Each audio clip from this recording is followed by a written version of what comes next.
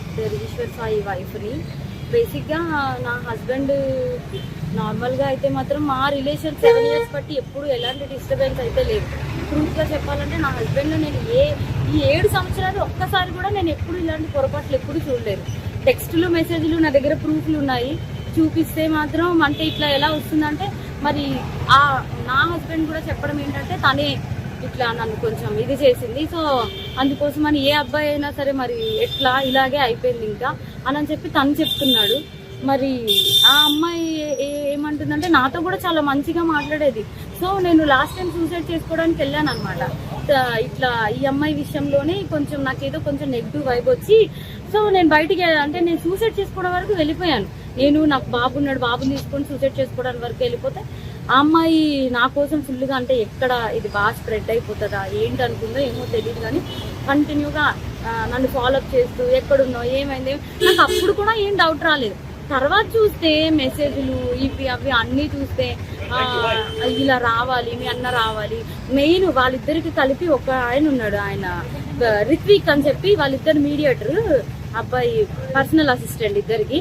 So అసలు ఆ అబ్బాయి ఫోన్లో ఎన్ని టెక్స్టులు ఇవన్నీ బ్యాకప్ చేసి చూస్తే అసలు చాలా ఇదిగా ఉంది. సో నేనైతే మాత్రం కోరుకునేది ఏంటంటే నా హస్బెండ్ అయితే తప్పైపోయింది, నాకు ఒక ఛాన్స్ అయితే ఇవ్వు అని చెప్పి ఆయన చెప్తున్నారు. కానీ ఆ అమ్మాయి నుండి ఎప్పుడు నేను ఏం ఫేస్ చేస్తానో తెలీదు. కానీ ఎందుకంటే ఇప్పుడు నాలాంటి అమ్మాయికి అంతమంది ఫాలోవర్స్ ఉండి పైగా నాతో ఇంత మంచిగా ఉండి ఇంత చేసిందంటే వాళ్ళ అమ్మగారు రికార్డు కూడా ఉంది. నేను పొద్దున్న వాళ్ళ అమ్మగారికి ఫోన్ చేసి అడిగితే మా అమ్మాయి అంతే అలాగే చేస్తుంది అని చెప్పి అంటుంది. నా దగ్గర రికార్డు ఉంది, ఫోన్ స్విచ్ ఆఫ్ అయ్యేటప్పటికి నా దగ్గర ప్రూఫ్ లేకుండా ఉంది, ఆన్ చేస్తే అది కూడా ఇస్తాను. సో ఇట్లాగా ఇప్పుడు నాకు అన్యాయం జరిగింది. నా పేరెంట్స్ మా సిస్టర్స్ వచ్చి ఏదో చేశారు, నా హస్బెండ్ నాతో ఏదో కొంచెం పోలీసులు దీంతో ఏదో మాట్లాడుతున్నాం అవుతుంది. ఇప్పుడు నాలాంటి అమ్మాయి ఒకవేళ వేరే ఒక అమ్మాయి ఎవరైనా దొరికింది అనుకోండి, అమ్మాయి ఇదే స్ట్రెస్ తట్టుకోలేక సూసైడ్ వరకు వెళ్తే ఎంత ప్రాబ్లం.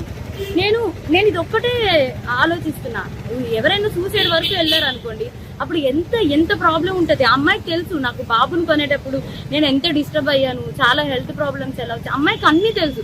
ఒక ఆడపిల్ల అయ్యి ఇంకో ఆడపిల్లకి అంత త్వరగా ఎలా మోసం చేస్తుంది, అది కూడా నా పక్కనే ఉండి మళ్ళా ఈశ్వర్ నిన్ను మోసం చేయట్లేదు, నేను అలాగా నీకోసం ఏడుచు ఇంత చేస్తూ నా హస్బెండ్తో అసలు అది ఎట్లా ఉండగలుగుతుంది. నా హస్బెండ్కి డ్రింకింగ్ హ్యాబిట్ కూడా లేదు, అలాంటి తను డ్రింక్ కూడా చేయించారంటే అసలు నాకైతే అర్థం కావట్లేదు. అసలు ఈ ఫోక్ ఇండస్ట్రీ అంటే నేను చాలా ఈయనకి మంచి వాళ్ళందరూ చాలా మంది మాట్లాడుతుంటే అబ్బా చాలా ఇట్లా ఉంటుంది అట్లా ఉంటుంది అనుకున్నా కానీ ఇంత అన్యాయం నా వెనక ఇలా జరుగుతుంది అని చెప్పి నేను ఎప్పుడైతే అనుకోలేదు. నెక్స్ట్ ఇదేంటంటే ఇట్లాంటి అమ్మాయిని మాత్రం అసలు ఫోక్లోకి వీటిల్లోకి ఎంకరేజ్ చేయకూడదు. ఎందుకంటే ఇప్పుడు నా హస్బెండ్కి జరిగింది, రేపు అన్న రోజు ఇంకో హస్బెండ్ వాళ్ళ అమ్మగారే చెప్తున్నారు కదా డైరెక్ట్గా మా అమ్మాయి అంతే అని చెప్పి. సో ఇవన్నీ కొంచెం చూసుకొని కొంచెం ఫోక్లోకి తీసుకునేప్పుడు కూడా మనుషుల కోసం నేను మిగతా వాళ్ళని అనట్లేదు, కానీ ఇట్లాంటి వాళ్ళని మాత్రం కొంచెం చూసుకోండి, కాపురాలు పోతాయి, చిన్నపిల్లల లైఫ్లు పోతాయి. క్యాస్టింగ్ కల్చర్ అనేది బేసిక్లీ ఫిల్మ్ ఇండస్ట్రీలో ఫోక్ ఇండస్ట్రీలో జరుగుతుందనేది ఆరోపణలు ఉన్నాయి. మరి దాని మీద మీ అభిప్రాయం ఏంటి? ఇది కూడా అదే కోణానికి చెందిందా లేకపోతే ఇండివిజువల్? అట్లా ఏం లేదు, నిజం చెప్తున్నాను కదా. మా హస్బెండ్ కి డ్రింకింగ్ హ్యాబిట్ లేదంటే మీరు ఆలోచించండి. నా డెలివరీ దగ్గర నుండి ప్రతి ఒక్కటి నా హస్బెండ్ నన్ను పువ్వుల్లో పెట్టి చూస్తున్నాడు ఏ రోజు. ఇప్పుడు నా హస్బెండ్ విషయంలో 1 minute నేను ఆలోచిస్తున్నానంటే దీనికే, నా బిడ్డను కానీ నన్ను కానీ ఇంత కేర్ గా చూసుకుని అబ్బాయి ఏమంటున్నాడు, ఇప్పుడు ఒక అమ్మాయి వచ్చి నా మీద పడిపోతే నేను ఏం చేస్తా, ఇప్పుడు ఒక షూట్ లో ఉన్న వాళ్ళం మేము అంత క్లోజ్ అయిపోతుంటే నేను ఏం చేయగలుగుతా అంటున్నాడు. అప్పుడు నేను నా హస్బెండ్ చెప్తున్నా నువ్వు చేసింది తప్పు, మరి అమ్మాయి పడితే మరి నీకు తెలీదా, ఆబ్వియస్ గా ఒక అబ్బాయి ఇప్పుడు నీకు పెళ్ళం బిడ్డలు ఉన్నారు నీకు ఆ మాత్రం తెలీదా అంటే ఇంకా అయిపోయింది ఏదో అయిపోయింది. కానీ ఆ అమ్మాయికి తెలియాలి కదా, ఒక ఆడపిల్ల మరి తనకి తెలియాలి కదా. సో నాకు ఇబ్బంది ఎక్స్ట్రా కోసం అయితే తెలియదు. ఫోక్ కోసం మాట్లాడితే మాత్రం చాలా మంది మంచి వాళ్ళని అయితే నేను చూస్తూనే ఉన్నాను కదా, చాలా మంది మంచిగానే ఉన్నారు. కానీ ఇలా పక్కనే ఉండి గొంతు కోసే వాళ్ళని నేను ఇప్పుడే చూసే. పైగా ఆ అమ్మాయి ఇంత సెలబ్రిటీ లాగా అన్నిట్లో డీలో వీటిల్లో వాటిల్లో ఇంత వచ్చి ఒక ఆడపిల్ల జీవితం ఒక్కసారైనా ఆలోచించాలి. పైగా తనకి బ్రేకప్ కూడా అయింది, తను నాకు చెప్పుకొని కూడా బాధపడితే నేను అన్నాను మీ బాయ్ ఫ్రెండ్ మీకు ఇట్లా చేసినప్పుడు మీరు ఎట్లా అయితే బాధపడ్డారో అట్లాగే కదా అని చెప్పి కూడా అన్నాను కూడా. తనకి ఆ మాత్రం అసలు ఏవి గుర్తు రాకుండా ఇంత ఎట్లా చేసిందో నాకు అర్థం కావట్లేదు. ఎందుకంటే మీరు అనుకోవచ్చు ఇప్పుడు ఏంటి ఈ అమ్మాయి కోసమే చెప్తుంది వాళ్ళ హస్బెండ్ కోసం.